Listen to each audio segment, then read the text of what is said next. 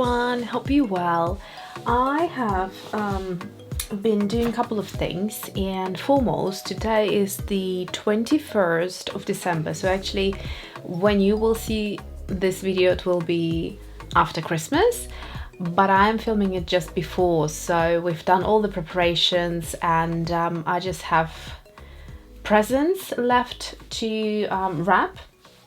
And also obviously the big cooking on the day. So I am going to be popping into a few shops for Christmas shopping, and I've been thinking long and hard what to make for the main event, and I think it will be turkey breast with some nice succulent stuffing. And it's like a Nigella Lawson recipe that I saw this morning, because I really don't like turkey. It just doesn't taste of much for me personally, and it's it tends to be dry and just kind of, there's no point to that bird in my opinion. So I would do all sorts of other things for Christmas, mainly stuffing a lovely chicken, and that to me would be a lot more enjoyable than a turkey, but it's more traditional, and I thought this year I will do the tradition of the turkey, but get to the point and just get the breast joined. Okay, so a part of that, I haven't been able to create that much actually. I was hoping to do more, but it's always the case when the school holidays start. There is quite little time for me to have my own little bit of time.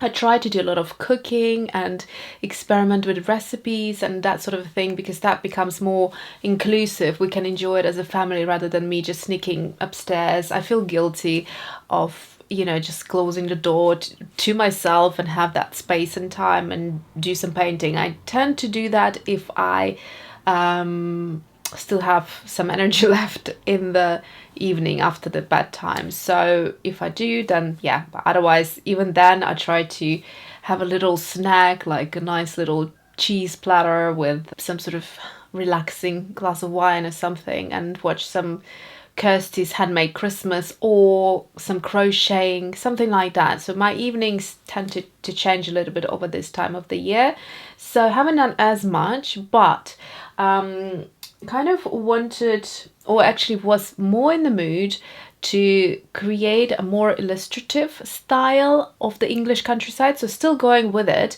but somehow make it quite whimsical in a way. So I tried a couple of things. This is literally just half an hour of scribbling or even less, but yeah, was trying to play with the color palette and things like that. I mean, this is far from the English countryside, but I just had this idea of creating. There was a year, many moons ago, when Prada created that kind of simplistic flower, and it really stayed with me. I think it's such a cool look, so I kind of was inspired by that with these sort of flowers in the corner there. So that's about it, but yeah, I want to see if I can somehow put these sort of illustrations into a more illustrative style. So we will see about that. Other than that, I think I just wanted to have a little chatty video. I just really wanted to come in here and say that I hope you had a lovely Christmas if you celebrate, and otherwise Happy New Year, that's obviously coming, and just to touch a little bit on what's in the plans for my channel. And let me just have a little tea. How do people take a nice sip of tea without slurping on the YouTube community here? I just don't understand.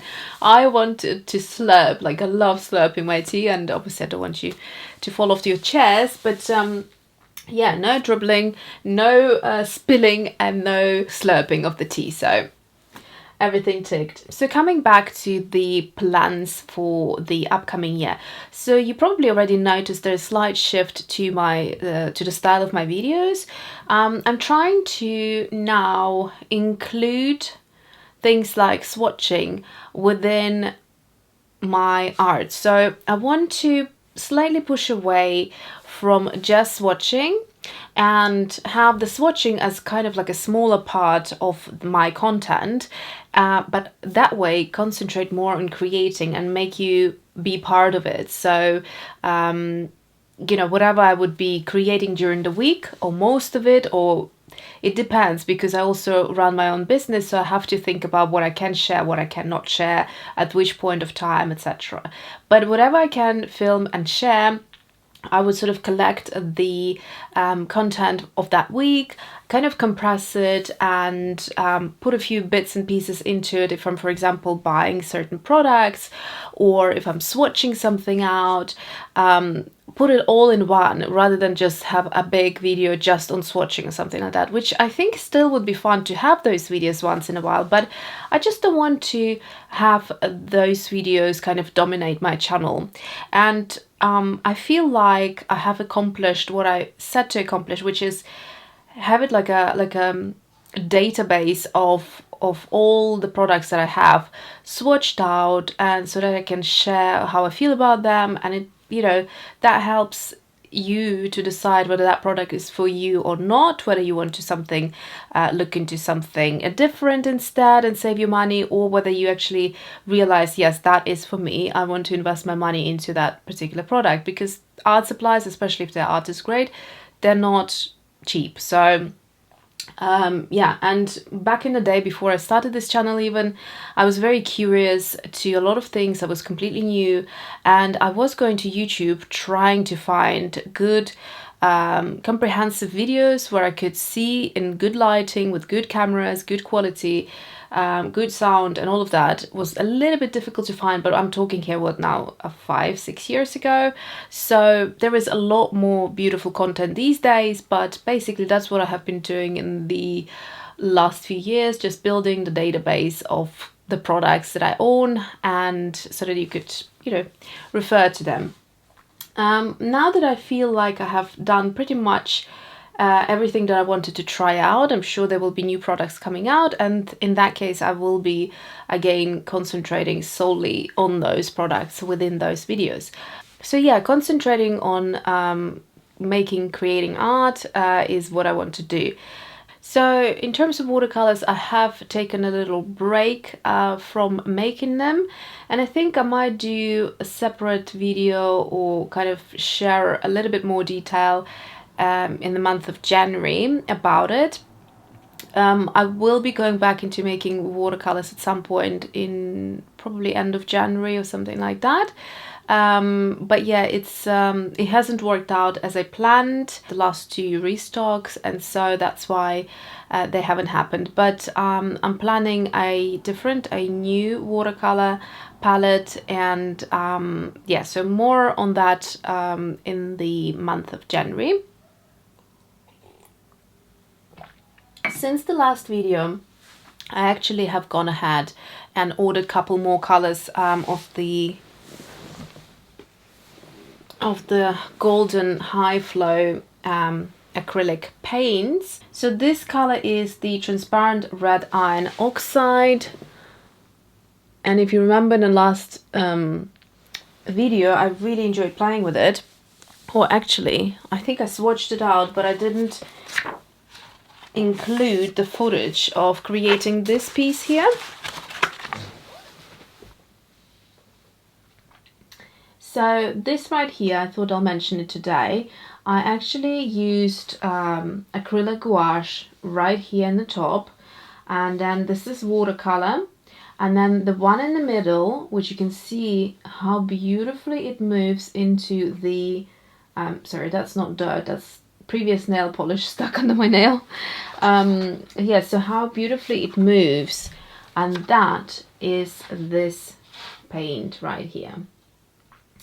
And I guess this is why it's called high flow, and it really had an interesting interaction with watercolor. It had that pushy kind of effect that core has, so the paint that's being pushed basically. And so that's what it's done right here. So you can see these cauliflower and blooms and blossoms, which I personally love. So I really adored it, and I have gone ahead and ordered a few more colors on Jackson's. So I'll see if I can swatch them out for you and include them in this video. Otherwise, yeah, they'll be coming out at some point in January. Oh, one more thing I wanted to show you. I actually have gone ahead and sharpened my Neocolor II crayons because when I was playing here, for some reason I can't get my pencils, or some of my pencils, to work as beautifully on the acrylic gouache or even gouache. It just looks transparent. So here you can see, and to make them pop, I realized that the best thing to do was to use the Neocolor II or even one, whichever worked. Actually, both of them worked really beautifully. So I'll just show you.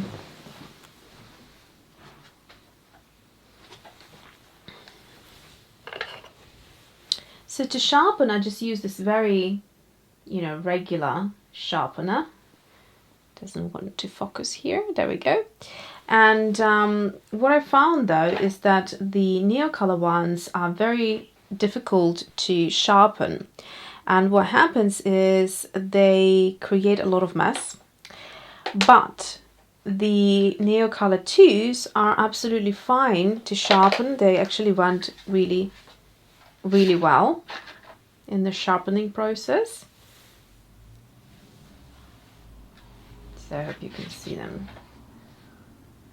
So here they are, all nicely sharpened. And yeah, so that's what I've done as well.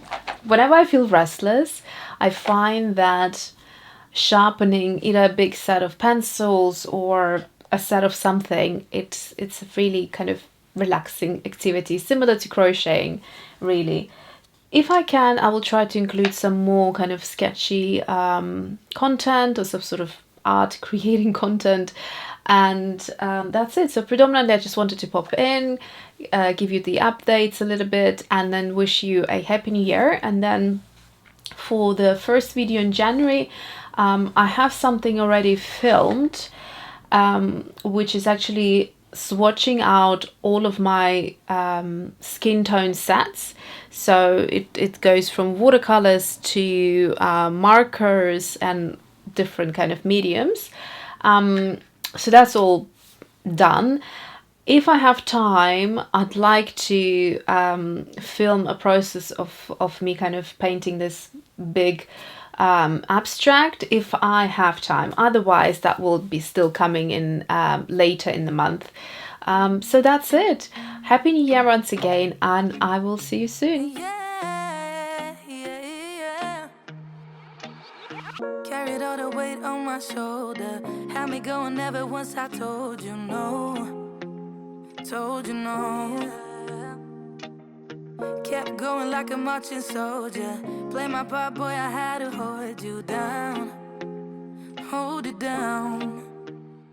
So I really wanted to have a couple of pages where I kind of experiment with the style. So the English countryside that I have painted in the previous video, I wanted to kind of merge it with a bit of illustration in there as well, and see how I can combine it, what kind of textures I can play with, what kind of paints and opacity levels.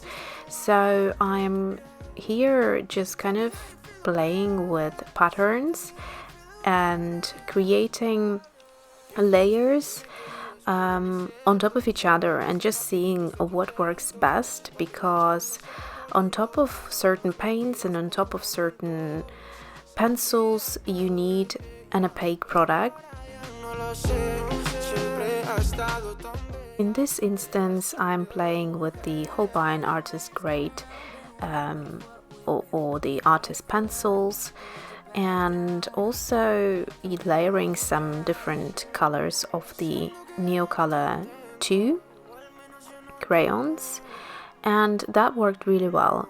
So here I wanted to create a little background to suggest a bit of greenery, but without going into detail and creating a proper kind of landscape.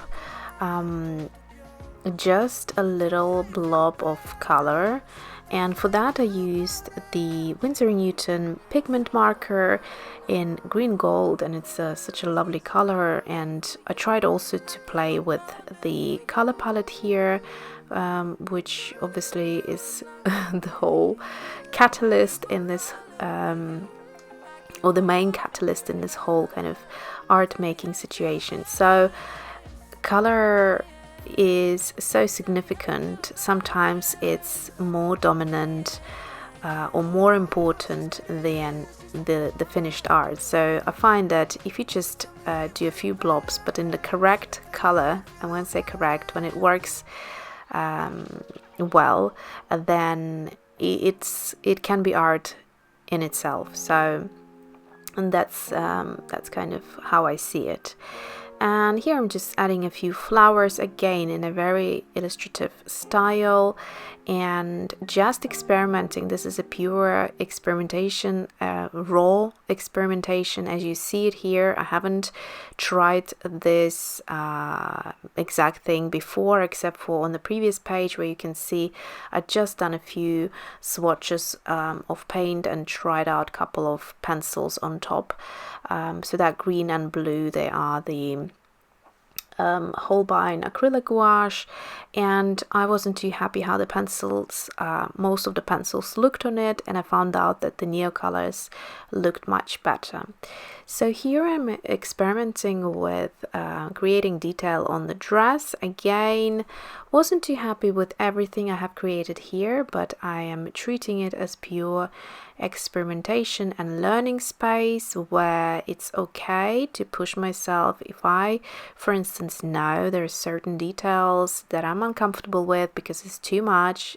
Generally, I like things to be on a more simplistic level, in the sense of I don't like overworking or creating too much distraction there and for it to be too cluttered. But you know, here is the time to just experiment, and if I won't like something, I will simply go over that element of the illustration with some paint. And that's the advantage of working with opaque gouache or opaque kind of hybrid paints like this one, the Acrylic Gouache, or just going straight forward with acrylic paints. Because they're so opaque, you can just layer over and correct anything that you want. You can remove things, and like I've done there with the bow and the dress, I wasn't liking it at all. So I went over it, and as you could see with the first level of the paint, it smudged a little, but then doing the second level or second layer of the paint, when it dried completely, it is now looking perfectly fine. You can't see anything underneath. Here I'm carrying on with just experimenting and seeing whether actually I prefer the texture of a pencil on a dress element of the illustration, and I think I do. I think I like to add acrylic gouache as accents to make it really pop. So for instance, what I would do maybe next time is try flowers with the acrylic gouache or just gouache paint, because it's so opaque on that background of the landscape. So here again I thought, well, since that went so well, I decided to also take off the middle of the dress, because I thought again that was a bit too much detail there. And then just adding a few details with the eyes. I wasn't too happy as well. Kind of need to find out the perfect way of adding eyes. At the minute, I'm still working on it because pencils don't grip on very well. Again, this was acrylic gouache on the face that I added there.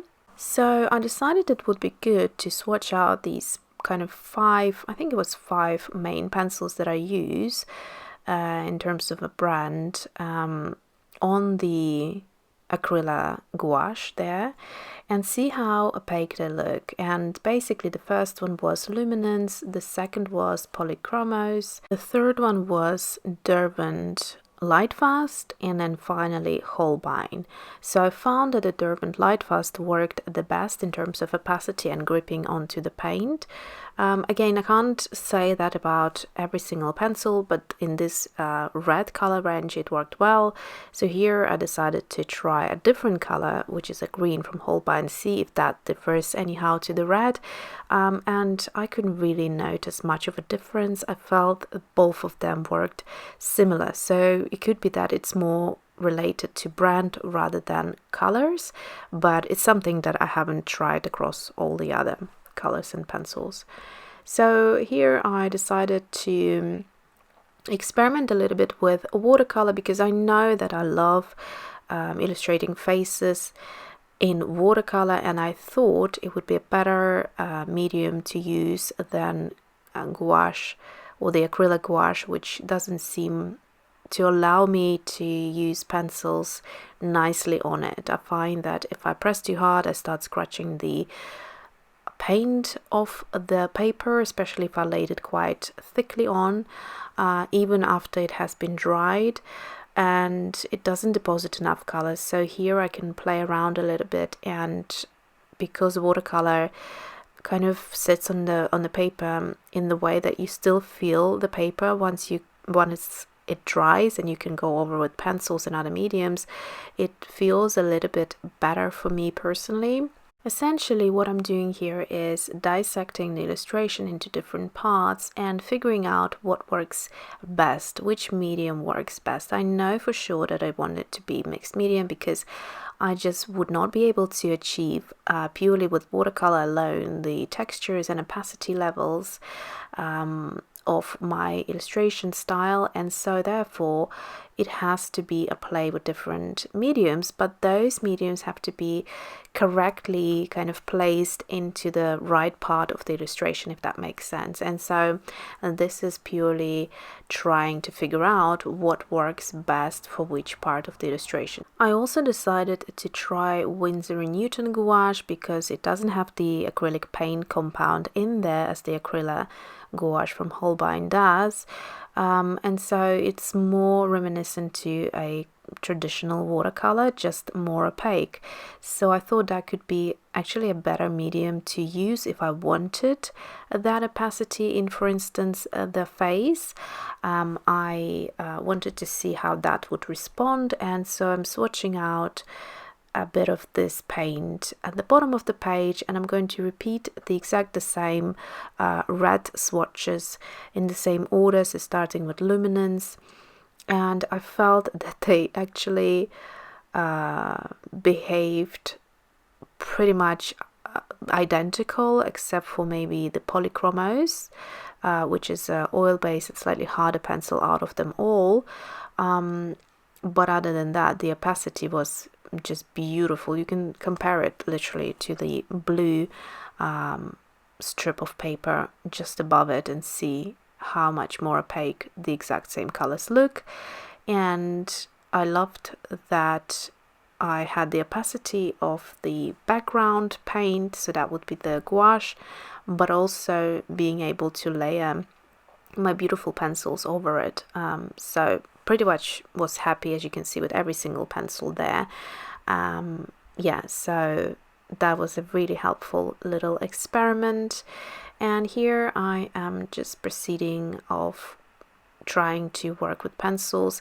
It wasn't too easy. I still need to find out the way of creating the perfect eye, because I like a bit of detail, and I'm working on such a small scale here that I think I just will need to redesign the eye look.